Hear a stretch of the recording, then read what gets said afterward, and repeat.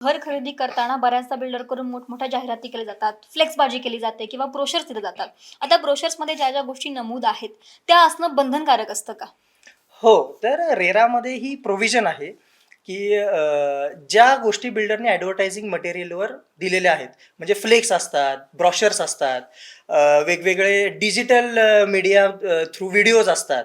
तर आमच्याकडं काय बाबा 35 अम्युनिटीज आहेत, 40 अम्युनिटीज आहेत, आम्ही तुम्हाला ही सुविधा देऊ, त्या गोष्टी देऊ.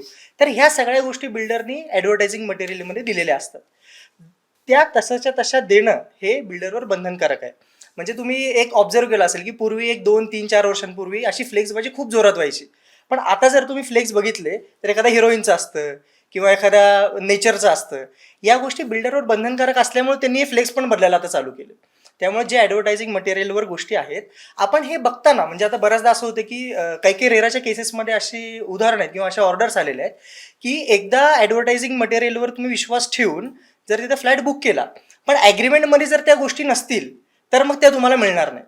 म्हणजे तुम्ही काय केलं पाहिजे, की ज्या गोष्टी तुमच्या ॲडव्हर्टायझिंग मटेरियलवर आहेत त्या बघून ॲग्रीमेंट पण तपासून घेतलं पाहिजे. जर त्या मिसिंग झाल्या, तर मग तुमची केस तिथं वीक होऊन जाते.